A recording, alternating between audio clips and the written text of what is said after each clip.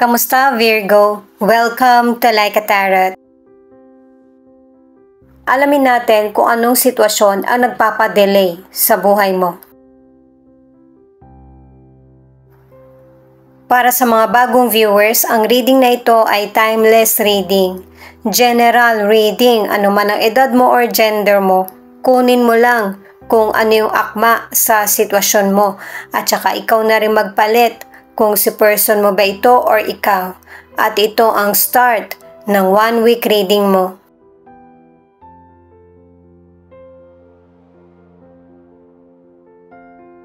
Five of Wands, the Sun, Seven of Wands. Unang cards mo pa lang pinapakita na merong person na hindi mo nakakasundo or palagi kayong nagtatalo. At base sa cards na ito, totoo man ang sinasabi mo or hangarin, itong person na ito,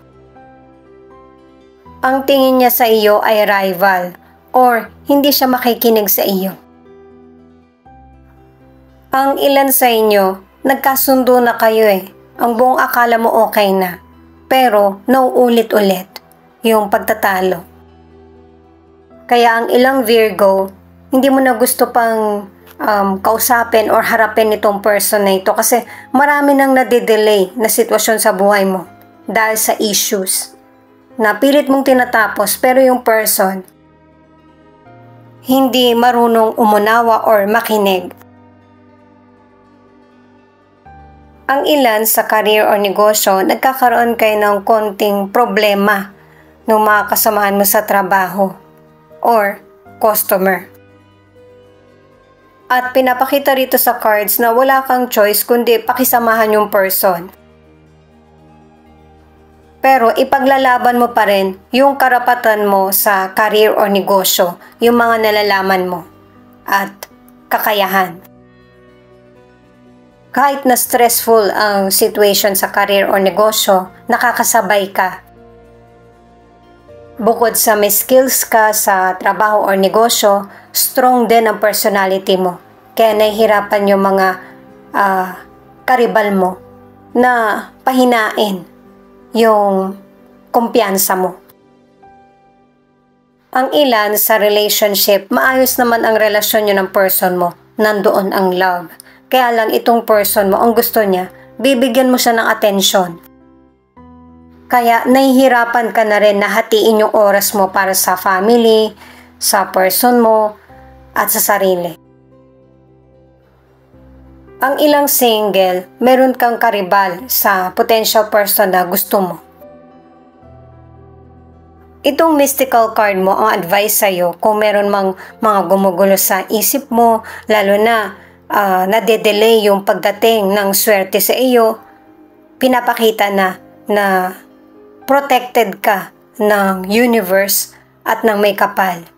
Kaya hindi ka dapat panghinaan ng loob. At saka base sa mga cards ay nasa tamang direksyon ka. Kailangan mo lang pagdaanan kung ano man yung mga mahirap na situation.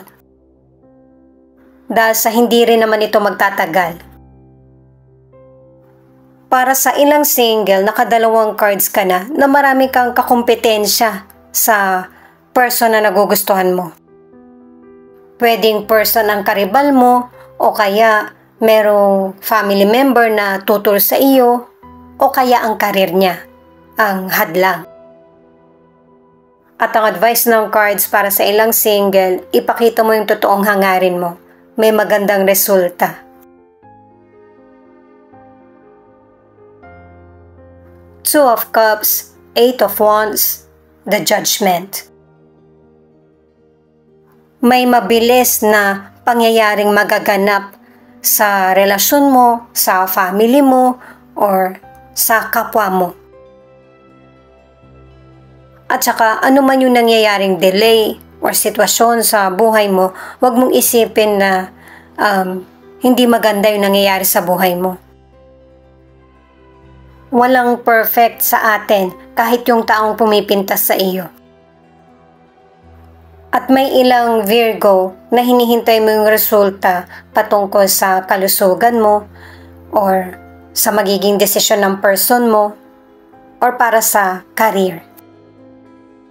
At pinaghahanda ka ng mga cards na maging ready ka sa malalaman mong katotohanan. Kahit anong issue man ito, ang outcome ay magiging pabor sa iyo. Ang ilan sa inyo sa financial, merong person na maghihikayat sa iyo na magnegosyo kayo or magkaroon ng partnership. Maganda ang magiging outcome nito, mabilis. Yun nga lang, kailangan ng effort or dedicated ka sa sisimulan mo na mas malaki ang kita. Kahit na maganda na ang pasok ng financial sa iyo, mag-ingat ka pa rin sa paggastos. Matutuwa ka sa magiging resulta. Mabibili mo na din kung ano yung mga gusto mo. Huwag kang pasilaw.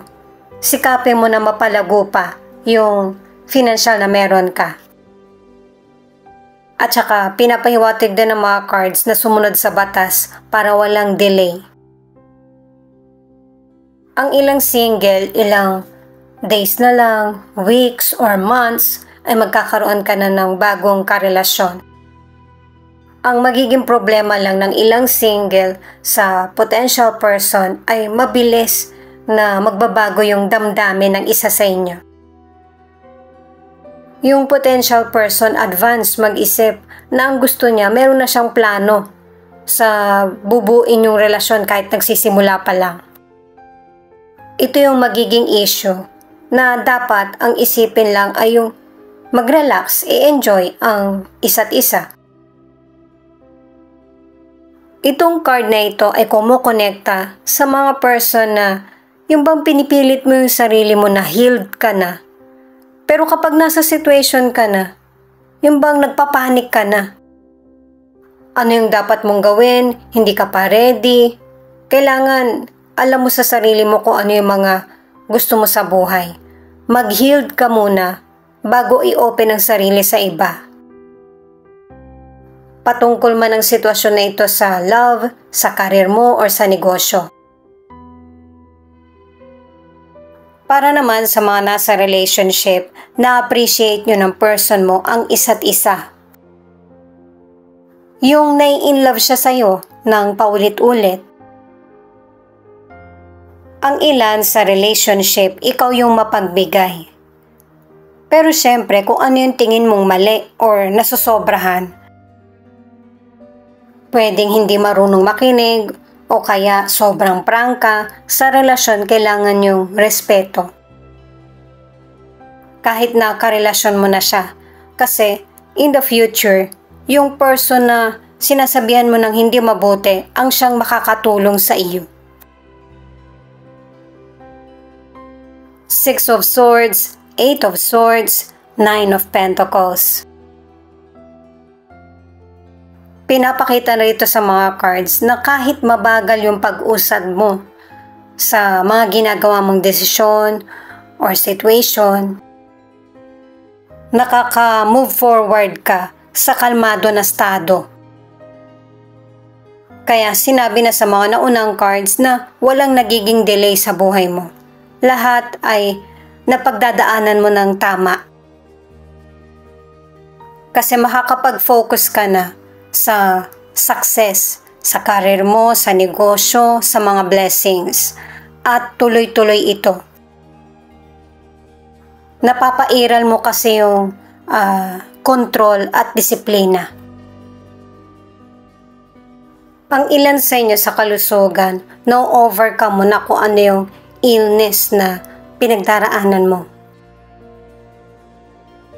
May ilang Virgo na nagkaroon ng mental health issues, depression, at saka anxiety. At saka matindi rin ang pananakit ng ulo ng ilang Virgo.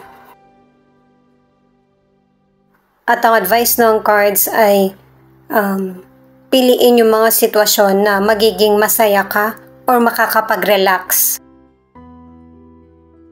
Samahan mo na rin ang dasal kung anong Diyos man ang pinaniniwalaan mo. May ilang Virgo kasi na pinanghihinaan ng loob.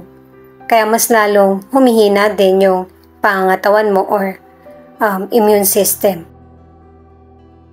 Ang ilang single, dahil nga sa merong person na hindi alam kung anong relasyon ang gustong tahakin, yung pagtingin ng potential person ay nabaling sa ibang person.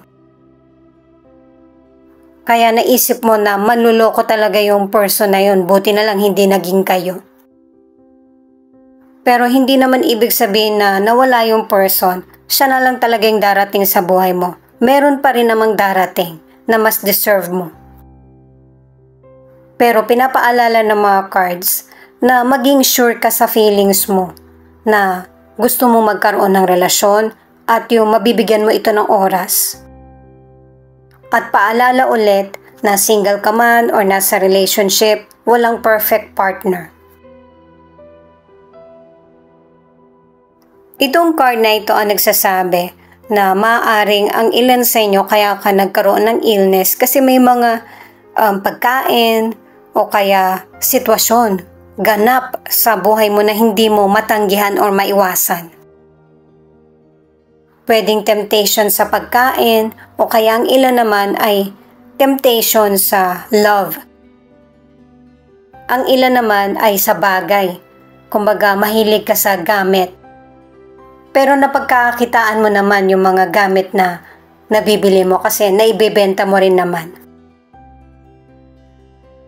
Ang ilan sa relationship, nakadalawang cards ka na marami kayong pinagtatalunan ng person mo.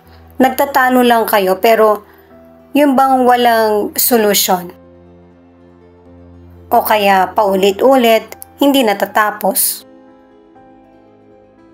At ang ilan sa inyo kaya kayo nagtatalo ng person mo, nag-aaway, nagkakaroon ng delay sa happiness sa relationship nyo.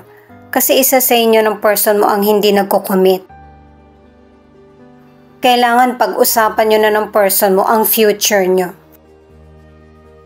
May ilan kasing Virgo na mas mukha kayong magkaibigan kaysa sa magkarelasyon. Guys, binabasa ko lang yung mga cards sa inyo para mas mauunawaan nyo at makaisip ng mas magandang solution. Pwedeng feelings ito ng person mo or feelings mo o kaya kung ano yung nangyayari sa inyo na sitwasyon. Effective pa rin ang lumang tradisyon na mas magandang may basbas ang relationship. At kung binasbasan nga kayo tapos hindi naman naging maganda yung relationship nyo, ibig sabihin humina yung pananampalataya or spiritual na katulad ng sinabi ng tarot cards. Ang babaunin mo sa mga nangyari na sadness ay lesson na para hindi na ito maulit sa susunod na gagawin mong desisyon.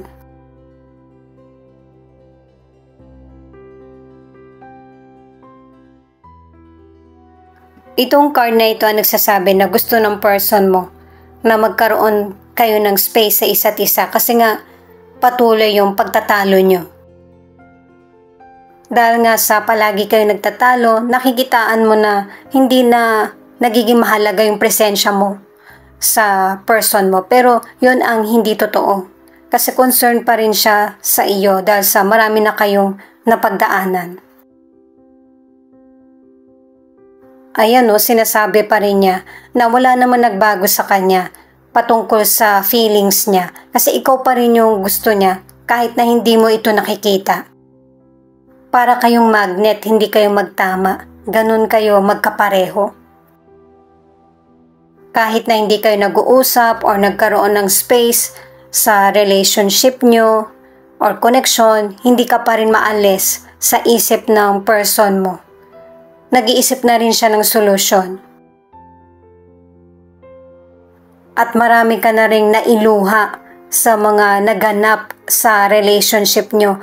Betrayal, pangako na hindi natupad, mga sitwasyon na hinayaan ka niya mag-isa. Kaya marami kang iniluha. Pero iniluha mo lang ito. Kumbaga, paglabas ng sama ng loob. At pareho niyong tinitingnan ng person mo kung ano ba yung mga nagawang pagkakamali habang magkasama kayo or magkarelasyon. Pinakita na rin sa card mo na yung person mo, iniisip niya yung situation nyo. Kasi katulad mo, gusto rin niya ng katahimikan at solusyon. Pwedeng pinili nyo pa rin magsama ng person mo or nagkanya-kanya na kayo. At ito yung wish niya na sana mapatawad mo siya sa future kung magkikita man kayo or muling magkakausap. Kasi binabagabag pa rin. Yung bang sumasagi pa rin sa isip ng person mo kung ano yung mga naganap sa nakaraan. May mga sitwasyon kasi na hindi kayo nagtatama ng person mo. Meron kayong hindi na pagkakasunduan kaya yung solution nade-delay ng nade-delay. Ito yung ilan sa 12 zodiac sign na nangunguna sa reading na ito.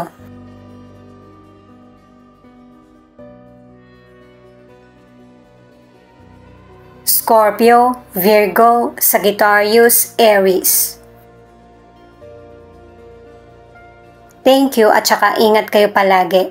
Paki-click na rin ang notification bell para updated ka sa Laika Tarot Readings.